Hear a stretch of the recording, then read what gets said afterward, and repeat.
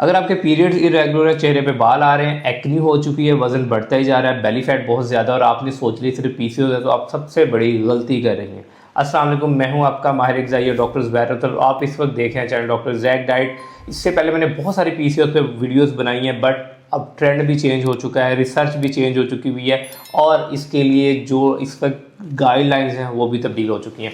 ये अभी latest research आई है जो सिर्फ 13 मई को दी लैंसेट के अंदर पब्लिश हुई है। पीसीओएस का नाम जो पहले था पॉलीसिस्टिक ओवेरियन सिंड्रोम, यानी सिर्फ ओवरीज में सिस्ट बनती है जिसकी वजह से पीसीओएस होता है, उसको उन्होंने टोटली चेंज कर दिया। अब इसका नाम हो चुका हुआ है पोली एंडोक्राइन मेटाबॉलिक ओवेरियन सिंड्रोम, यानी अब उन्होंने इसको कनेक्टेड कर दिया है मेटाबॉलिज्म के साथ भी, यानी जिसकी मैं हर वीडियो में बात कर चुका हूँ। Insulin resistance, poor stress management, यानी आपका सीरेक्टिव प्रोटीन ज़्यादा आ सकता है, आपका ईएसआर आ सकता है। इसके अलावा आपकी मेटाबॉलिक सिंड्रोम में बहुत सारी चीज़ें आती है। आपके हो सकता है कि इंसुलिन जो लेवल्स हैं वो बहुत ज़्यादा स्पाइक कर रहे हों।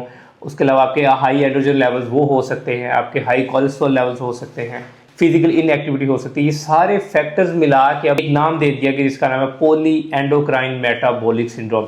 अब पीसीओएस को नेक्स्ट टाइम आपने पीसीओएस नहीं कहना बल्कि पीएमओएस कहना है। अब इसका ये नया नाम हो चुका है। इसको नए नाम आने की वजह क्या है? इसकी बेसिकली जो रिसर्च है ना वो 2019 के अंदर स्टार्ट हुई, 2023 तक कंटिन्यू रही और 14,153 लोगों के ऊपर उन्होंने रिसर्च की, जिसके अंदर फीमेल जो थी वो डिफरेंट डिपार्टमेंट से थी। अलाइड हेल्थ से यानी नर्सेज भी थी, डॉक्टर्स भी थे, पैरामेडिक्स भी थे, बैंकर्स भी थे, स्कूल गर्ल्स भी थी। उन सब का उन्होंने कलेक्टिव एक डेटा देखा तो उन्होंने देखा कि सिर्फ सिस्ट बनने की वजह से नहीं है, सारे जो हार्मोन्स इरेगुलर हो रहे हैं, चेहरे पे बाल आ रहे हैं, एक्नी हो रही है, इसकी और बड़ी वजूहत हो सकती हैं।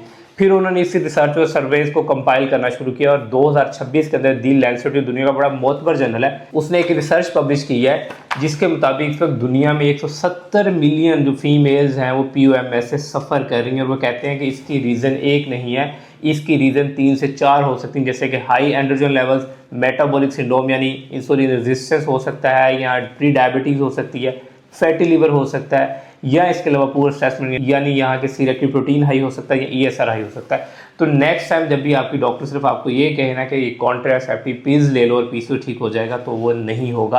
आपको ओवरऑल अपना लाइफस्टाइल ठीक करना पड़ेगा, क्योंकि बहुत सारे लोग हैं जिनको लीन पीसीओएस होता है, यानी वो अंडरवेट होती हैं, तब भी उनको हार्मोन्स का मसला होता है। और जब आप उनकी लैब एवेल्यूएशन की तरफ जाते हैं तो पता चलता है या तो उनको इंसुलिन रेजिस्टेंस होती है या उनको इन्फ्लेमेशन होती है। तो इसलिए नेक्स्ट टाइम सिर्फ आपने कॉन्ट्रासेप्टिव पे रिलाई नहीं करना, आपने ओवरऑल लाइफस्टाइल चेंज करना है। अगर आप इस रिसर्च के बारे में फर्दर जानना चाह रहे हैं और पढ़ने के लिए इंटरेस्टेड हैं तो इसका लिंक मैं डिस्क्रिप्शन में दे दूंगा।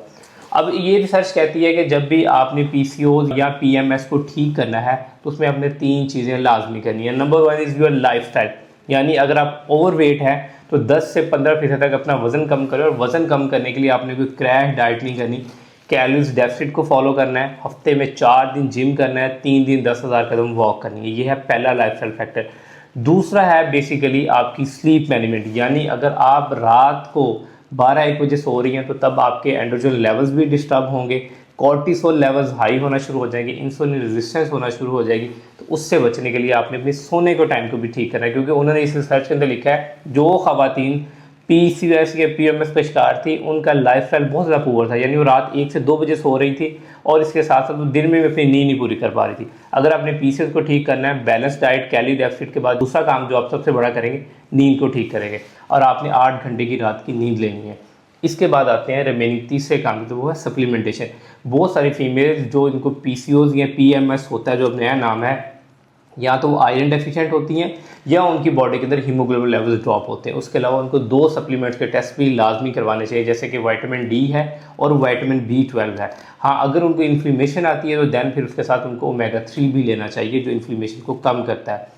अब ये 3 काम हैं जो आपको पीएमएस को ठीक करने के लिए करने पड़ेंगे। हाँ, अगर सिर्फ आप इनमें से 2 काम कर लेती हैं, जैसे कि आपने अपनी डाइट ठीक कर ली और फिजिकल एक्टिविटी ठीक कर ली, रात का सोने का टाइम नहीं मैनेज कर रही, तो डेफिनेटली तब भी पीसीओएस नहीं ठीक होगा। ये आपको तीनों काम पैरेलल करने पड़ेंगे, तब जाके आपका पीओएमएस ठीक होगा। हाँ, अगर आप पीओएमएस के लिए कोई कस्टमाइज्ड डाइट लेना चाह रही हैं, जैसे मेरे बहुत सारी फीमेल्स हैं जिन्होंने मुझसे डाइट प्लान लिया है, कंसीव भी किया है, पीसीओएस को भी ठीक किया है और इसके साथ साथ उन्होंने अपने फेवरेट मील्स भी इंजॉय किए हैं, तो मेरा नंबर नीचे डिस्क्रिप्शन में है, मुझसे भी कस्टमाइज्ड डाइट प्लान ले सकती हैं।